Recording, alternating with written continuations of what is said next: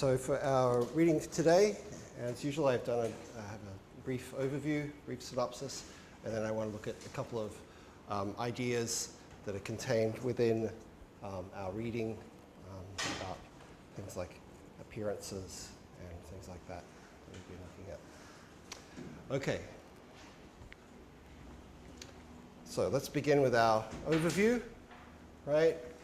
As you can see, we're sort of, our reading for today encompasses sort of like the end of part 2, right? Where we've seen a sort of a building sort of crisis, building tensions, building problems that we've seen our characters face, right, in part 2. So part 1 really just sort of introduced us to the characters. Part 2, we start to see the specific problems that they face. Of course, part 3 is going to show us how they resolve those problems, right? Sometimes well, sometimes maybe not so well.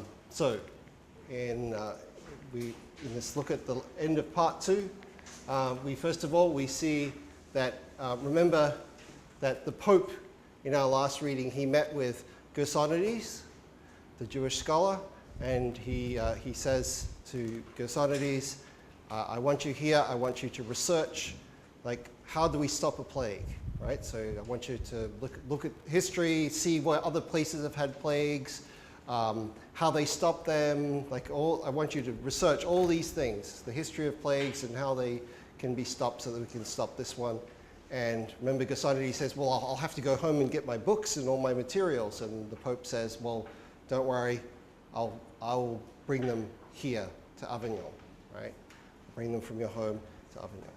So the person who is sent on this mission turns out to be Olivier, right? And he's sent to Gersonides' house. And of course, the person that he meets there is Rebecca, right? Gersonides' servant, right? And he arrives there on the Jewish Sabbath, right? Remembering that, like, it's become part of Christian tradition to hold the Sabbath on Sunday, right, when most people go to church. But the Jewish Sabbath actually follows the much more traditional reading of what the Sabbath means, the day of rest. And so the traditional Jewish Sabbath begins at sunset on Friday evening, right, and goes through to sunset on Saturday, right? So for the most part, it's like Friday night and Saturday during the day is the Jewish Sabbath.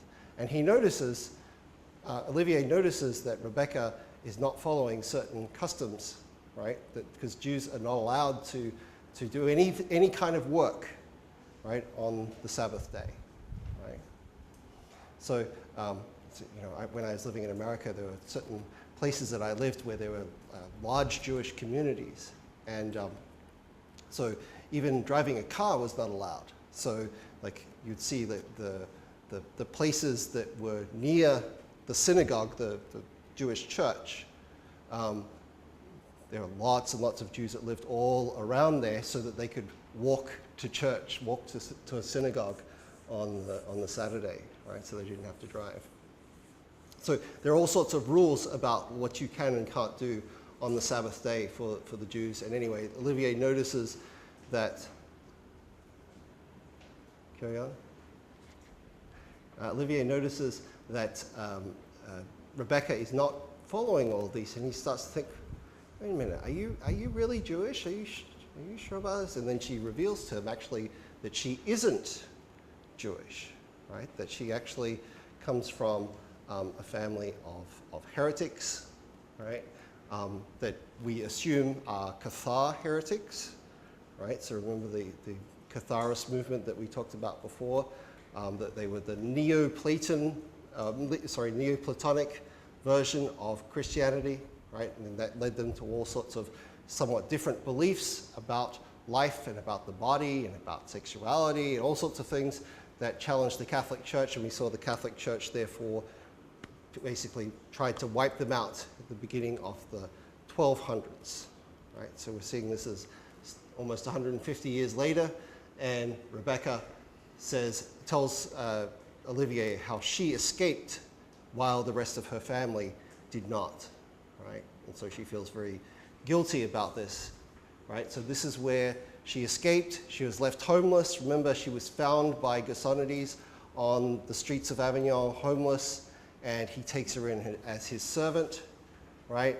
So she has some kind of benefactor, but also he not only gets a servant, but he also gets a servant who, for him, in his eyes, is not actually really Jewish. So this is his benefit because it means that he can have someone who can do work for him on the Sabbath day even, right? So it's useful for him. And then we also see that Olivier and Rebecca, they confirm that they really are in love with each other in this passage. Okay. We then learn that Chichani, remember the plague that we've seen hit in our book is in 1348. Right? This is when the plague, the Black Death, sweeps through Europe. Right? So 4 years later, Chichani has died, we're told. Right? So again, notice the way in which he impairs. He gives us things like that happen later on, and then we sort of get certain details filled in for us. So Chichani dies in 1352, and it's suggested that maybe he was poisoned by the narrator. Not that he was poisoned by the narrator suggests that he might have been poisoned. Right? And we're told that because of his fall from grace, for whatever reason, that's something we'll learn about, that he was quickly forgotten about. Right? That he wasn't glorified, there wasn't memorials in his memory or anything like that. However, one of the things that does survive about Chichani, at least in the novel, is that his picture, his face and his features are preserved on the walls of the cathedral in Avignon because, remember, Luca Pisano in our story had painted them there onto the walls. And then we see that the narrator thinks about how it's very foolish, and this is one of the ideas I want to look at today, it's very foolish to judge people, their character, by how they look, by their appearance. Right? There's often a disconnect, or the appearances of someone can be deceiving. That is a theme that we'll look at today. We then jump to the time of Julien and Bernard, and we see that they are meeting in this same cathedral that's being talked about in regard to Luca Pisano's painting of Chichani. And Bernard is now, as we know, he's a member of the French resistance who are fighting against the German Nazis in the occupation of France. Right? And we see that Bernard is there has a message for Julien, and he says that he wants Julien basically to be the mediator, the intermediary, the go-between between himself as the member of the resistance and Marcel as a collaborator with the German occupiers. Right? And he says, Julien, when I give messages, I want to give them to you, and you give them to Marcel. When Marcel has messages for me, he'll tell you, and then you in turn will find a way to talk to me. Right? So he appoints Julien as his intermediary. We also see that in this conversation that they have, Julien is quite critical of some of the things that the resistance is doing. Right? He says, you guys, you think you're helping, but you're not really helping. And then and then Bernard turns around and says, well, look at what you're doing, right? You think that your actions, your public lectures and so on, you think that they're helping, but are they really helping? No, they're not either, right? So they both criticize each other, but eventually Julien agrees to be this intermediary, this go-between between Bernard and Marcel, between the collaborators and the resistance. Right. We then learn about Bernard's plan for how to still stay in France and work for the resistance, but at the same time to have some kind of disguise. So he takes on a new name, right? And he pretends to be an art dealer. So this gives him a chance to have the excuse, oh yeah, I'm traveling from town to town buying art and selling art. So it gives him the excuse of being able to travel around without being questioned by the authorities. Now we see again, remember previously Bernard had helped Julien with regard to Julia, remember when the war first broke out, right? When Julien was stuck in Paris after the Last Supper with Claude Bronson, remember he's stuck in Paris and he needs to get down to the south, right? He goes to Bernard and Bernard helps him by putting him on a train and helping him get down to the south of France. In this case, he makes another appeal to Bernard. He says to him, you know, look, I need to get Julia out of France, right? And Bernard at first, he refuses. He says, look, I've got problems of my own. I've got my own people to take care of. People in the resistance come before Julia. Sorry, can't do anything. However, Julien tells him, but wait a minute. My girlfriend's really good at making like fake documents, right? She can use this etching machine that she has. She can use her skills as an artist. She can make fake documents. She can make fake visas, all this sort of stuff. And so the two of them make a deal. Bernard says, all right, if Julia makes this amount of fake documents for us, we will find a way of getting her out of the country. We then jump back to Manlius's time, and we see that Manlius has first of all, a public meeting with Gundobad, right? King Gundobad, remembering that he is the king of the Burgundians, who are the eastern part of France, and they are a barbaric tribe, right? They're not part of the Roman Empire. They're not considered civilized. However, we learn that King Gundobad had been a captive in Italy for some time, and it is there that he had learned to appreciate some of the finer things about Roman civilization, and so this made him more open, right, to the deal that Manlius offers him.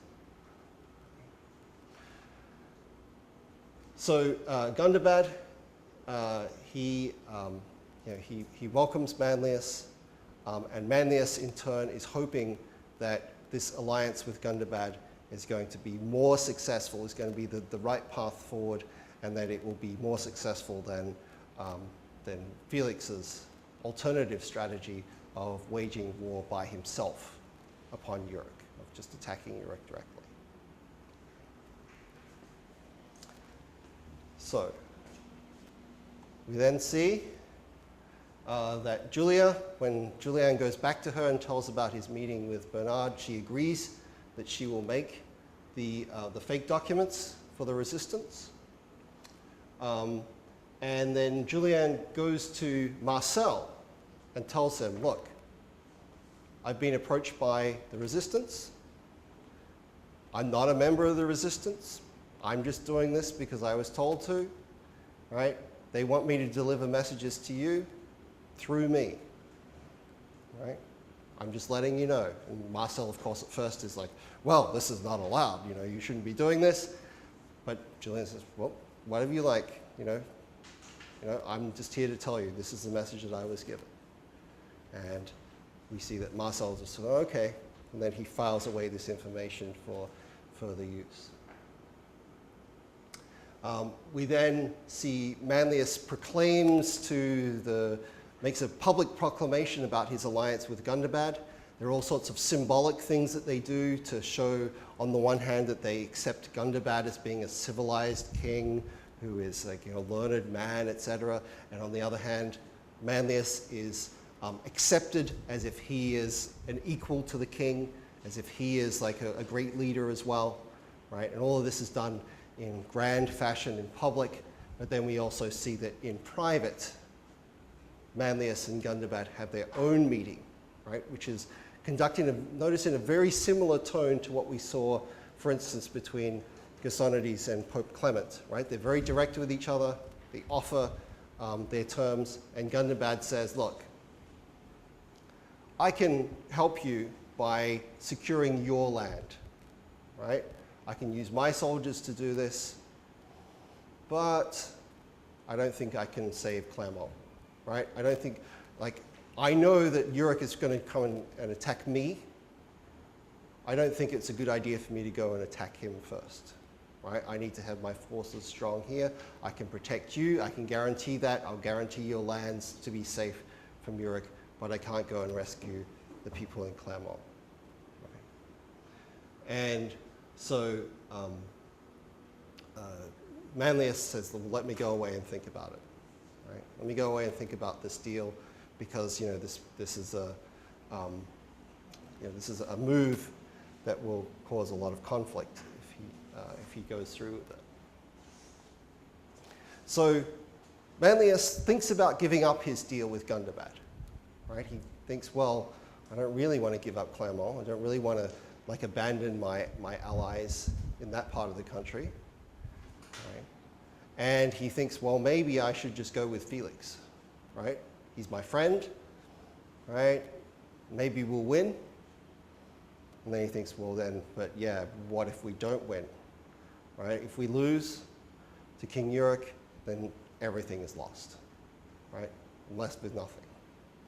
Whereas if I go with Gundobad, well, I might lose Clermont, I might lose some things, but my own lands will be okay. Right? So he makes this choice, and he goes back to Gundobad and he says, all right, I'll accept your terms. Right? You just protect me, don't worry about Clermont, don't worry about those other things. Right? But he says, watch out, because like my friend Felix and his family, they're not going to be too happy about this. Right? They will want to try and save Clermont. Right? They will want to try and fight King Uric on their own terms. Right? He says, but don't worry, I think I can talk him around. Right? I think I can deal with Felix. It'll be okay. We then see that Bernard, with his new disguise, he starts selling paintings, and in particular, he starts selling Julia's new paintings, right? Remember, she has found her style as an artist, and she's been doing these new paintings inspired particularly by the Shrine of Saint Sophia, right? And we see an episode, one day, a German captain, right? So obviously he's the enemy, comes in, and he's so impressed by Julia's new paintings that he offers to buy all of them, even though he discovers that she is Jewish. Okay.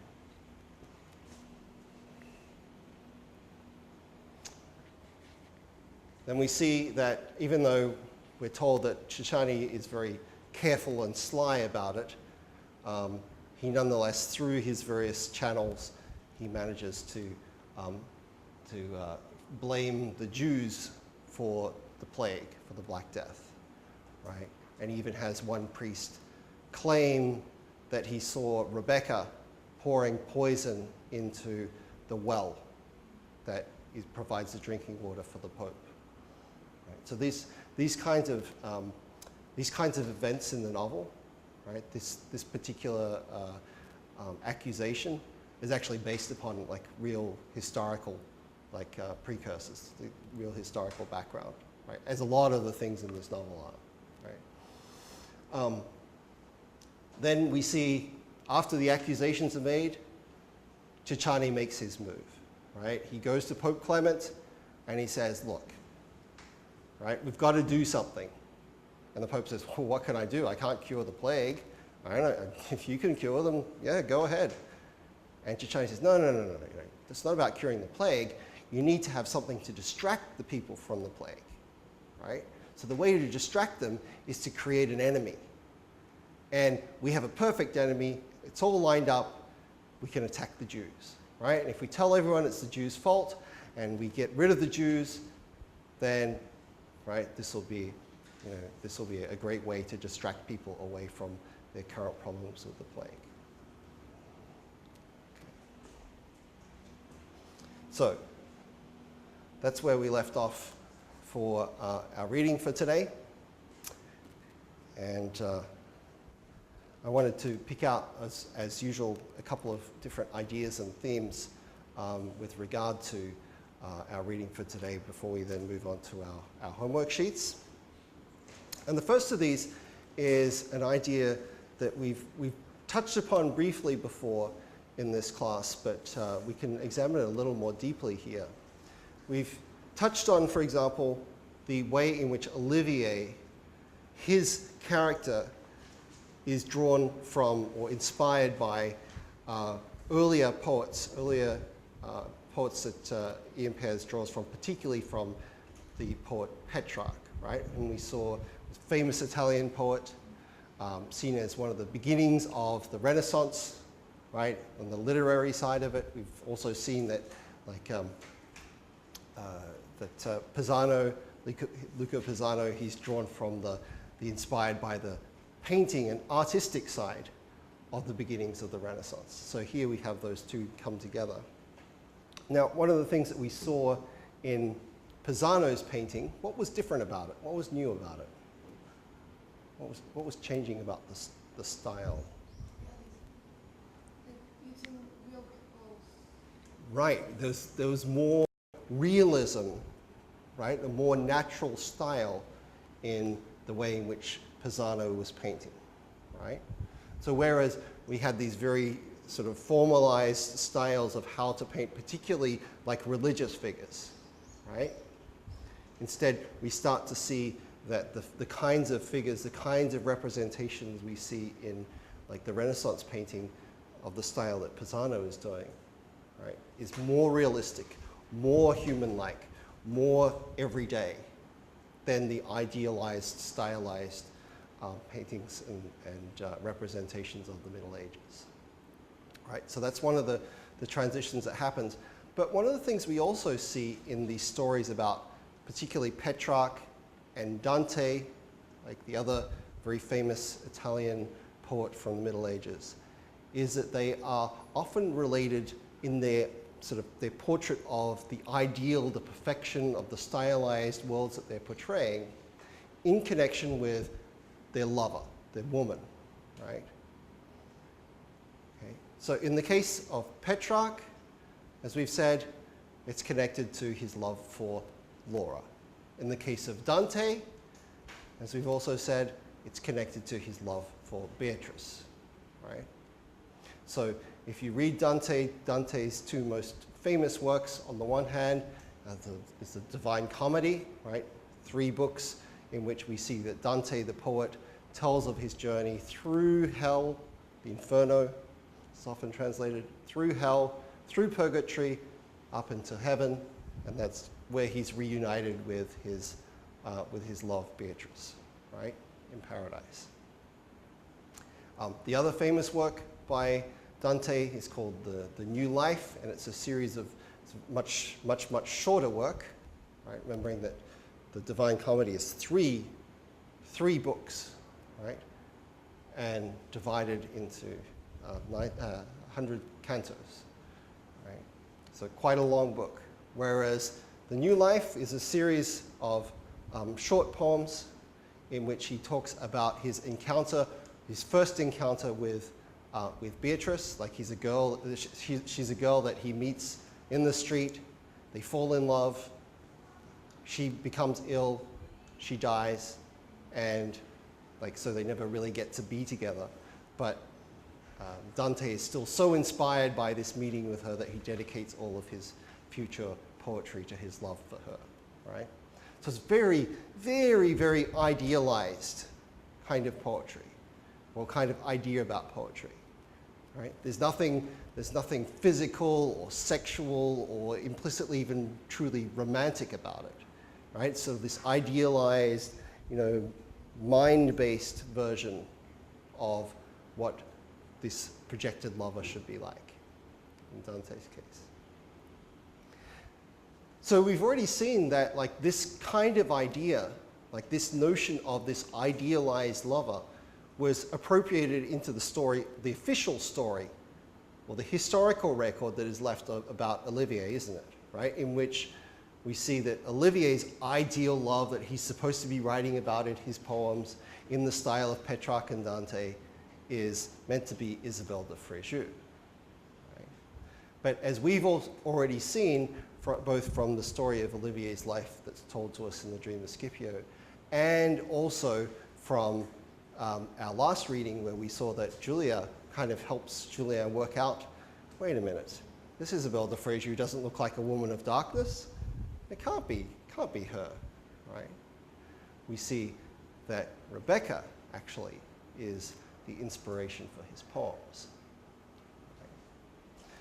So in the section that we have today, we see that Rebecca, even though like the tradition or the stereotype of this kind of poet is of having this ideal lover, right? This ideal woman who almost only really exists in his brain rather than in real life, in flesh and blood. Instead, we see that the encounter between Olivier and Rebecca in today's reading is contrasted with that, where instead of seeing her as this ideal, Rebecca is presented to us and is seen by Olivier as being flesh and blood, physical, real, right? This real woman, as opposed to the more idealized versions that we see in both Petrarch and Dante. So this quote in your course packet comes from page 158. And it says, when he touched her cheek, he was at last rid of all artifice. Right? This word artifice, what does it mean? Right? So artifice obviously it's connected with being like artful, right? Artistic. So artifice can mean like to create something that is artistic, but it also means like of being kind of fake and artificial, right? So you can see in the word artificial there too, right? So here, everything that's fake about him falls away, right? Everything that's not real, everything that's not really him falls away is what is meant there, okay? So when he touched her cheek, he was at last rid of all artifice. He's not faking anything, he's not being in denial, he's just being himself, he's being real. He did not know whether she was beautiful or not, although some thought her so, a robust, rugged beauty that was a great distance from the soft, slightly pampered attractions of a woman like Isabelle de Frejus. Her skin was too dark, her frame was too strong, her hair too thick, her features too pronounced for her to excite any other poet than Olivier.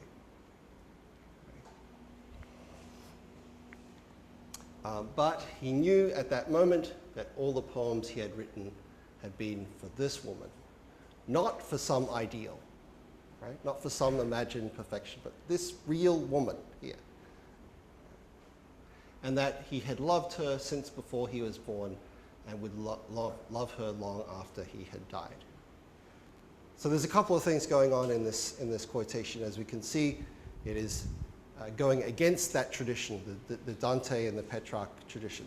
Instead of being inspired by an ideal, he's inspired by the real woman with all her, idiosyncrasies and imperfections and her physicality. Doesn't care, right? He's not trying to turn her into an ideal. He's looking at the real person that she is, right?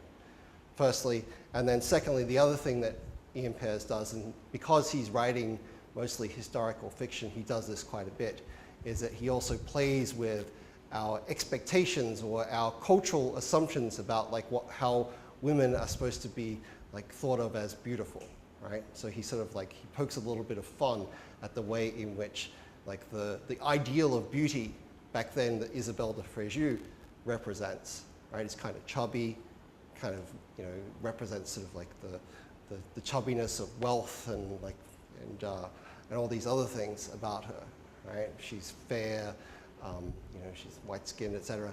And all these things that are sort of have changed about the way in which in the 20th and 21st century have changed about the way in which we think about what the beauty of women is and the way in which Rebecca is being represented is that she nowadays would probably represent the kind of beauty that we would like, But he's saying, oh, back then in medieval times, no one cared about that. No one cared about those looks, right? And so it's sort of being historically sort of ironic about that. Okay. Okay, so the second thing I wanted to talk about, as I mentioned in the summary, is this connection between appearance and the character that we have inside of us, right? So our external appearance, what we look like on the outside, and how we are as people on the inside, what our personality is, right? And I've included here to kick it off a quote from Shakespeare's Macbeth, right? Famous line that is said by King Duncan. Anyone read Macbeth? Who's King Duncan in that play?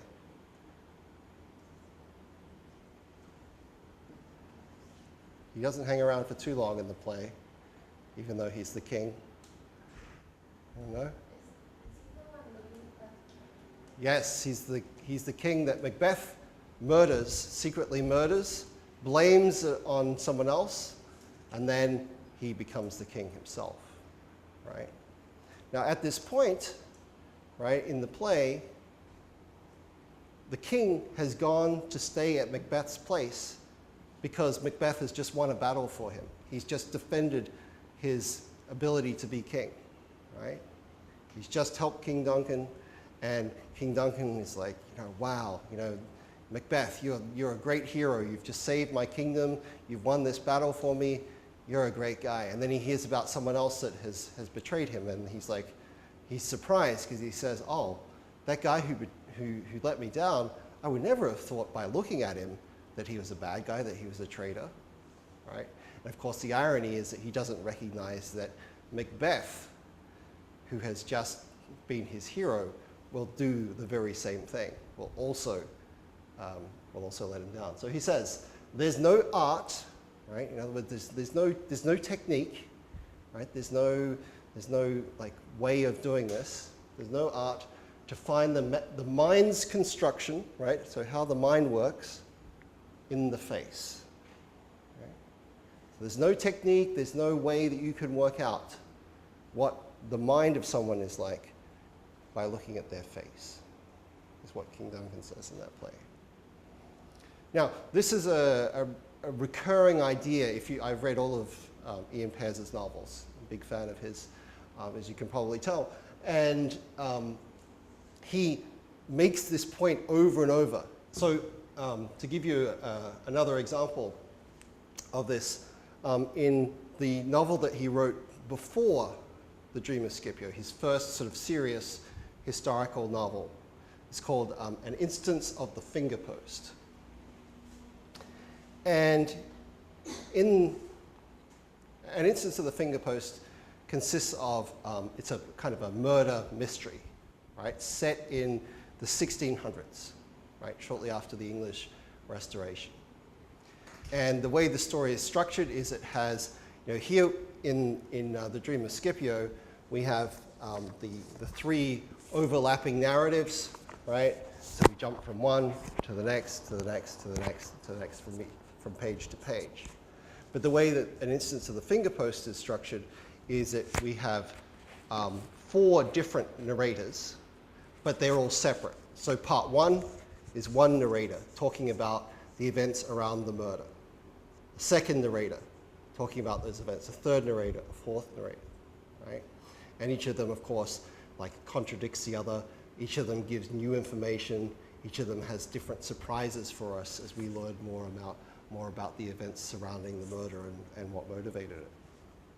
So in the first part is narrated by an Italian who is visiting England during this time, and his name is Marco da Cola.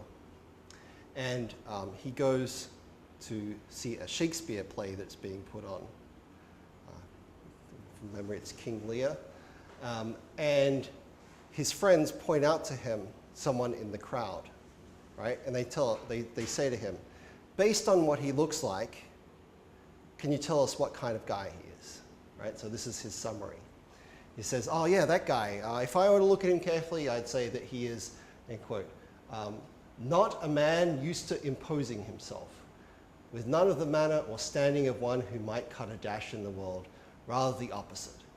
His demeanor suggests someone who will always be overlooked and ignored. In other words, he says, yeah, looking at this guy, he seems kind of a loser, right? He'll never have much power. He'll never really go anywhere. He'll never be really successful. You know, yeah, this guy he's nothing special. He's never going to be important. And then when the play ends, Marco de Cola, the narrator's friends, tell him, well, good guess, but you were just a little bit wrong, because that guy, and happens to be a real historical person by the name of John Thurlow. Right? And John Thurlow, they tell him, well, this is what he says, he was once, and not so very long ago, held the fate of kingdoms in his hand, and played with monarchs and statesmen as though they were mere puppets. Right? In other words, he was extremely powerful. He was extremely well connected. He was extremely clever. He was one of life's winners, right? But based upon just his appearance, on the way that he looks, right? The narrator, Marco de Cola, makes this big mistake of misjudging him based upon his appearance. Okay. So again, we get a similar reminder of this in our reading for today, when the narrator starts thinking about like how Cicciani's image is preserved in the painting of Luca Pisano, right? And he starts to think, well, what does the image of someone tell us about their character? If we looked at Cicciani's painting, would we see what he was really like on the inside as a person? And the narrator starts to think, well, maybe not, right? Maybe this is not a good way of judging people, even though we're still tempted to do it, right?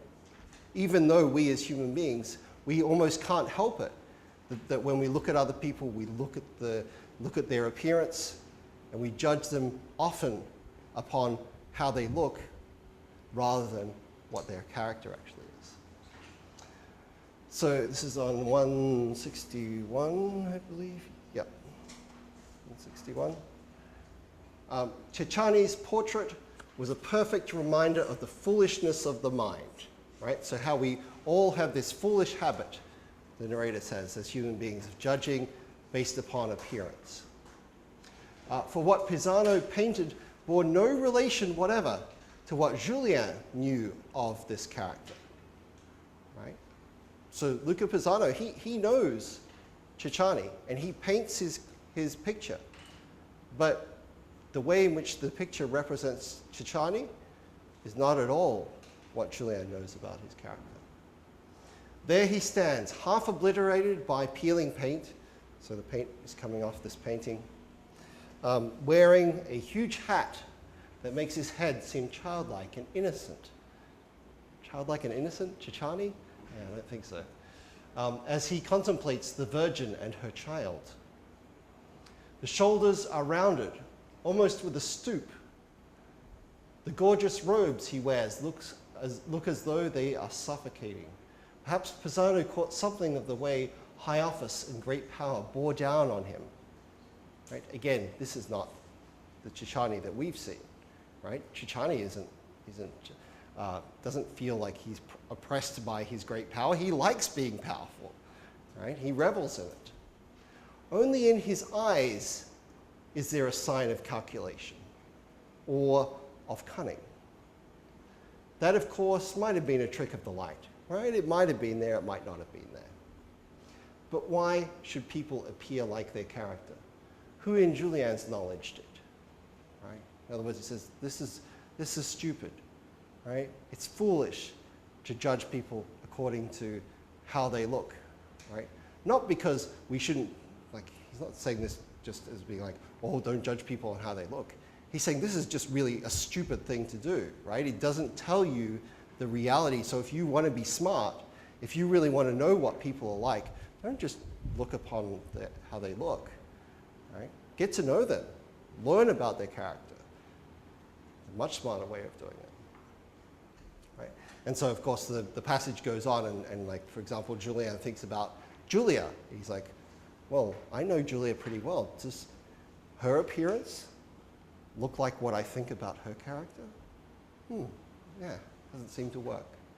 Right? Okay, now finally, I want to make a quick note about Rebecca, right? Because we had a big revelation about her character in today's reading, right? Which is that she is not actually Jewish, even though everyone thinks that she is, right? She's not actually Jewish. She's actually from a family of Cathar heretics, right? And at this stage in the narrative, it's not confirmed for us. But if you remember in the story that Altia tells to Olivier, right? Remember when, this is before Altia, of course, the night before he dies from the plague, right? He tells Olivier the story of how he met the current pope, but before the pope had become the pope, right? Remember we noted how, like, when popes become pope, they take on a new name, right? So, you know, the last pope before the current pope, Pope Francis, was like Cardinal Ratzinger, and he went from being that, not a great name, is it, Ratzinger, to being Pope Benedict, right? Benedict the 16th, right? So popes have this habit, or this tradition rather, of taking on a new name when they become the pope. So the pope's original name in our story was Pierre Roger, right? Frenchman. And he takes on the name Pope Clement when he becomes the Pope, Clement VI. And remember, in that story, Altia tells about how the Pope, as Pierre Roger, had to deal with a family or a group of Cathar heretics, right? And the Cathar heretics had been asked, well, what do you believe? And they had come out and they had said all of these things that went against the doctrines of the Catholic Church, and remember, they were put to death. Right? Now, it's not, as I said, it's not confirmed for us, it's not ever made entirely clear, but it's possible that these people who were put on trial and killed at the order of Pierre Roger, the Pope Clement, right, might have been Rebecca's family. Right? Might have been, could have been Rebecca's family. So keep this in mind as the story continues to unfold, because that is an important thing to keep in mind given the later twists that happen. Right? Okay. I want to ask a question that I think is important for what we see. We've seen already that Chichani tries to manipulate Pope Clement into persecuting the Jews, right? And we've seen that Chichani himself, does he hate Jews? He doesn't have any personal hatred he doesn't really care one way or the other, right?